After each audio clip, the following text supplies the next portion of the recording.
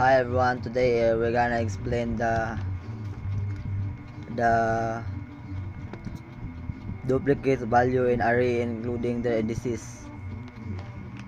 So here a Java program that find duplicate value in array along with a step-by-step explanation. So the question or the problem is create a Java program that find and display duplicate values in an array including their indices. So first solution process is data structure. So we'll use the hash map to store a unique element and list to store each indices. Hash map provide efficiency key value or lookups. So second is iteration. So iteration, we iterate through input array for each element.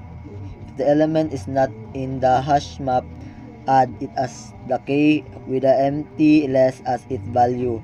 If the element is already in the hash map, add the current index or the associated list. So and third is output. So after the iterating, we iterate through the hash map for each element k. If its associated list value has more than one element, is a duplicate print element in its. So the expected output is duplicate value found value 1 and index value 1 at index 036, value 2 at index 14. So okay, that's it.